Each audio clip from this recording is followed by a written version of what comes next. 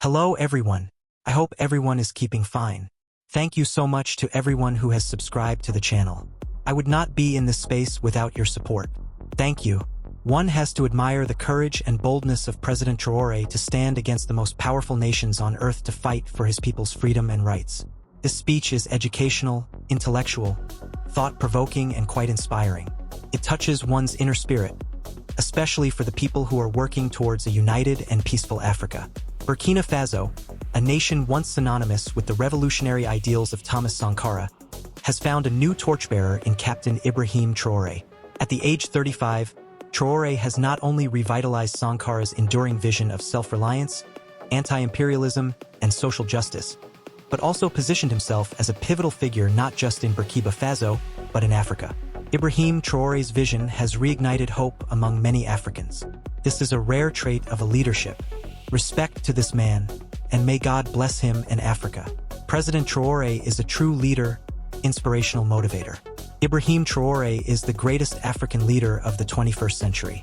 His speech touches my heart because what he is saying about the puppet slaves is also true for Black Americans and African people all over the world.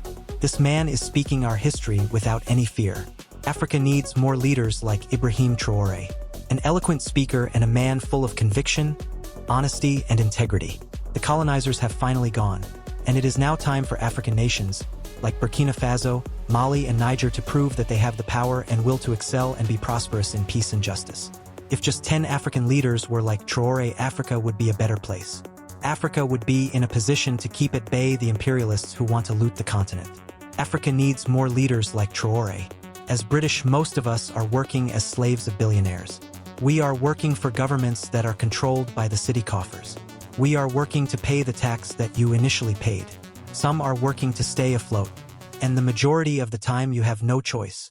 Please take a listen to Traore's message to the whole world. This continent has suffered so much and continues to suffer because of imperialists. These imperialists have only one cliché in mind. Africa is the empire of slaves. This is how they see Africa. For them, Africans belong to them. Our lands belong to them. Our subsoil belongs to them. They have never been able to change the logic until today. This is deplorable. But how do they proceed? Unfortunately, it is since the 1960s that these 6,000 acres of independence have been given to Africa. They have just placed local valets at the head, according to them, of their sub-prefecture, to be able to continue to feed them. These local valets, which we are going to call today the slaves of Salon, have other goals. They want to live like the master, to satisfy the master, and to do everything that the master dictates to them. They steal, they plunder our states, they bring everything to the master, and their wealth is kept with the master. They do everything to live like the master and always satisfy him. Do you know who these slaves of Salon are? Well, we are going to explain to you what they are. They are individuals who have no dignity, who have no morals, who have no personality.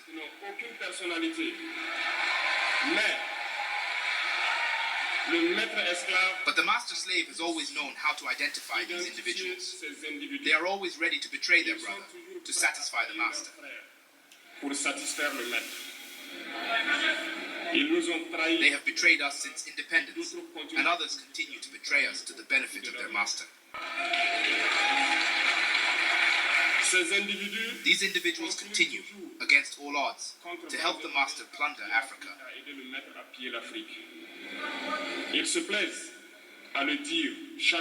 They like to say it every year. In their economic polls, Burkina is the poorest country, Mali is the poorest country, Niger is the poorest country. We are ranked among the last.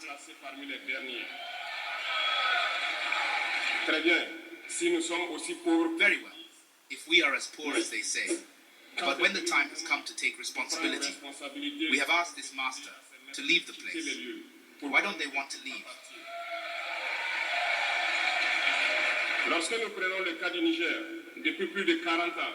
When we take the case of Niger, for more than 40 years, some countries have been exploiting uranium to produce energy at home.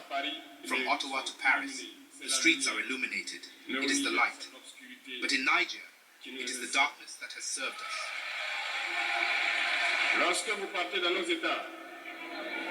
When you go to our states, our soils are full of precious metals, such as gold.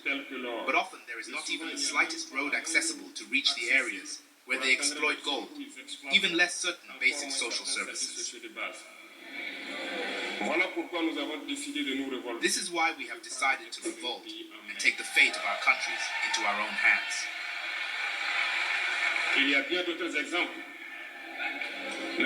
There are many other examples, but when we decided so, we were approached by some saloon slaves to pass on the message of their master.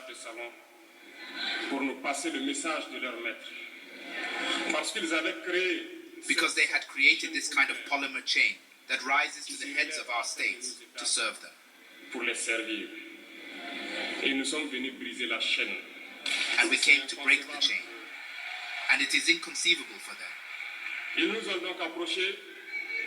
They approached us and asked us to enter the ranks to make the elite leave that must lead Africa.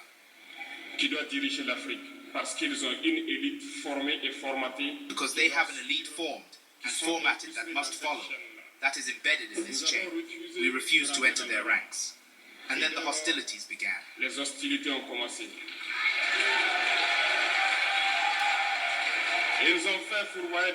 They have sent several mercenaries and trainers to our area. The agents have descended into the Sahel to carry out barbaric, cowardly attacks against our people, hoping to revolt them.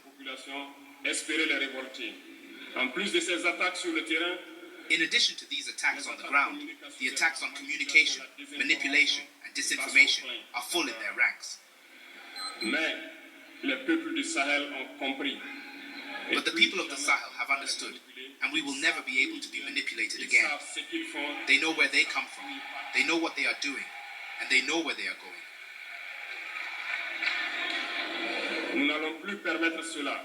We will no longer allow this. People are awake, and people are fighting today, not for ourselves, but for future generations. And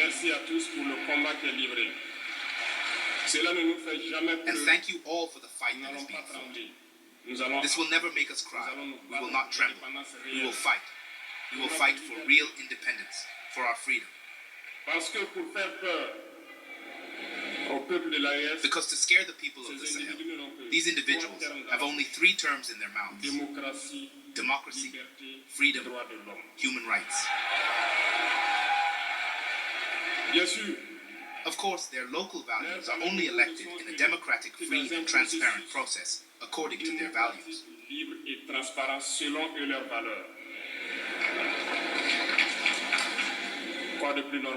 What is more normal that we want to impose this on ourselves because it is they who dictate the rules.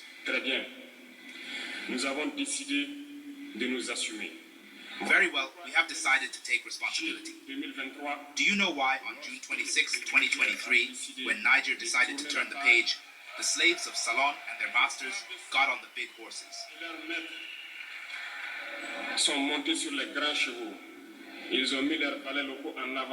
They put their local values forward and decided to wage a war against the Nigerian people.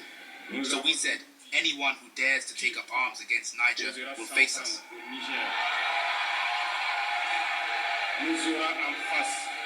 Because we will wage a merciless war until the last drop of blood for anyone who dares to attack our states.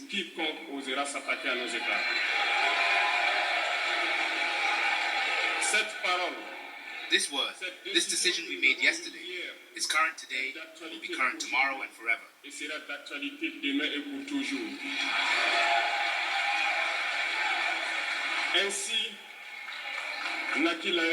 Thus, we acquired the AES on September 16, 2023, in a mutual defense architecture.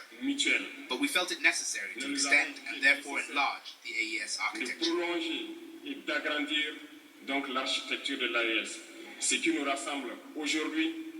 What brings us together today must allow us to go to other areas in addition to defense, including finance and economy, infrastructure, health, education. In short, I pass.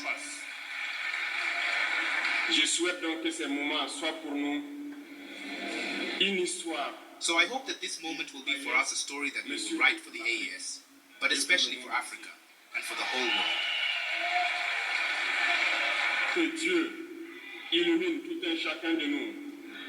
May God illuminate each and every one of us. May God inspire us in these tasks that are entrusted to us.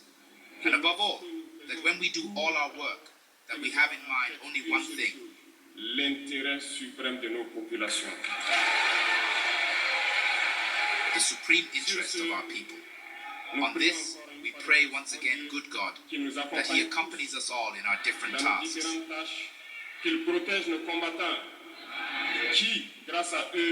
That He protects our fighters, who thanks to them, allow us to sit here and exchange about the future of our states. So be grateful once again, Nigerian people. Be united and united, people of the AES, the homeland or death.